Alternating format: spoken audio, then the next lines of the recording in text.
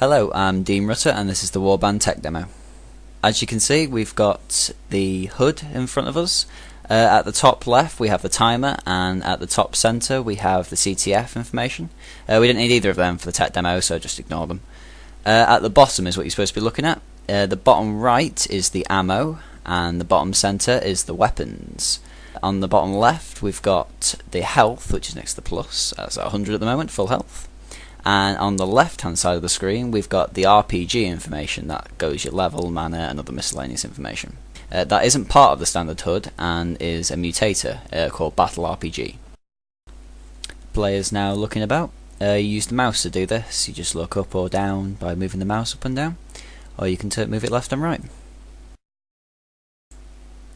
The player can switch between weapons by scrolling or using the corresponding number key.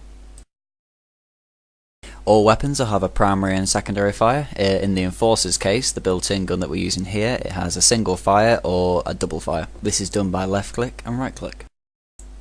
Movement in Unreal is relatively easy. It's the same as most of the games. It's using the WASD keys.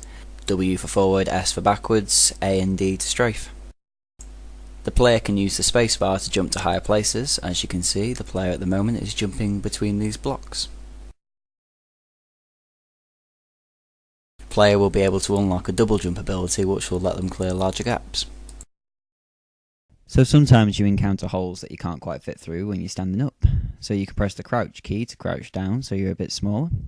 You can move normally like that using the WASD, just like when you're walking about. You can also rotate with the camera just as normal. The camera will automatically adjust if you go into small places. We can do that using the Kismet editor inside it. It's very easy to do. And it'll also change back as you walk out. Sometimes to advance to the next room you need to open certain doors. These can be opened with a switch. Moving around underwater is the same as moving around on land. Use WASD keys to move, except for now you can use the jump key to move up and the crouch key to move down.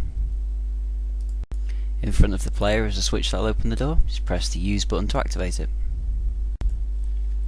In this room, the dragon is acting as a turret. It has a fire particle system coming from it that shows it's active.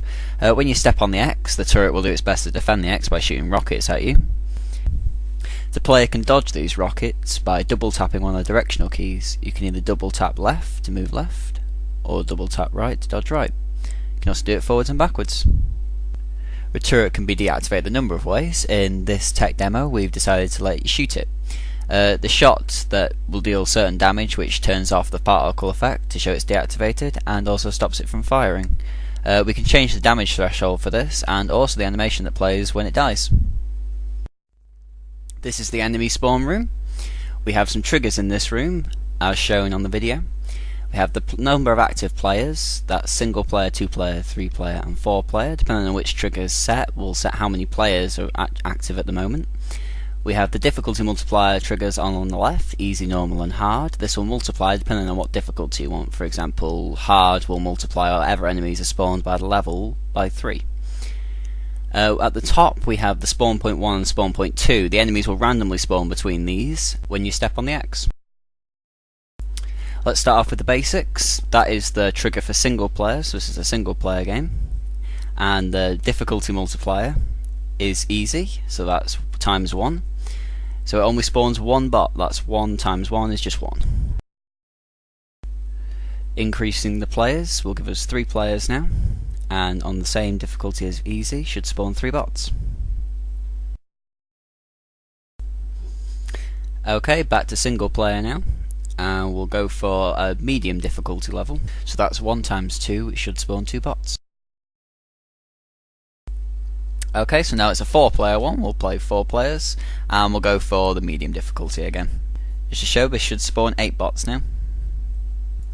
As you can see, the bots are spawning randomly between each point.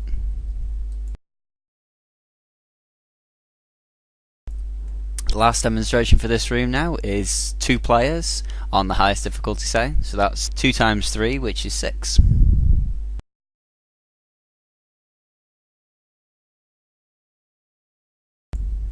Okay, this is the health room, and contrary to that, when you step on the X you lose health. So now it's on 1 health. The health packs in front of you will give you 25 each. When you step over them it gains that. You can only go up to a maximum health of 100 at this. If you run over any more, they just won't activate at all, and they'll remain there for anyone else to pick up, other players for example. There is a separate max health for the health files. If you run over them, it will keep going up. I believe it's 250 by default, but that can be changed to whatever. So now I'm going to talk a bit more about the Battle RPG code that you can see on the left. If you press the menu button to open it, at the bottom we have the RPG dollars, which shows how much we can use to spend on the available abilities. At the top left we have a menu that shows a list of the abilities that are available to learn. We can use health regeneration for this one. On the description, it'll show the name of it, a short description of what the ability gives you, the maximum level you can learn it till, and the cost per level. So if we click buy, that'll add it into your abilities section, and you can see which ones we have there. It's health regeneration 1. Now to demonstrate health regeneration, if we walk into the centre, after a few seconds, assuming you're not hit by anything, it starts regenerating by 1 a second. You see the health in the bottom left going up now? As you can see, when you hit the centre again, it stops and the regeneration stalls for a bit. If you open the menu again, we can go into the menu on the side and select health regeneration. As you can see, the cost per level and the available RPG dollars, we've still got enough to upgrade it. So if we upgrade it to about level 3 and then close the menu again, and we can see the effects. Now we're on 1 health. If you wait a couple of seconds, you'll see it going up by 3 a second as opposed to 1. This is the Scorpion vehicle. It has the primary fire, which is to shoot at just a bomb type as a projectile.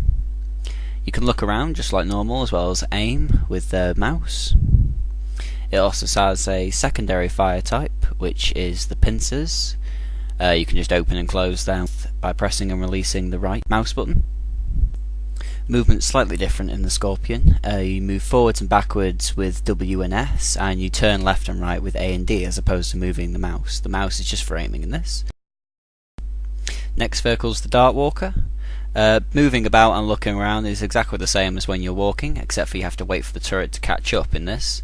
It's got the primary fire and secondary fire. You can't see secondary fire here, but it was just done. It's shooting fire from behind.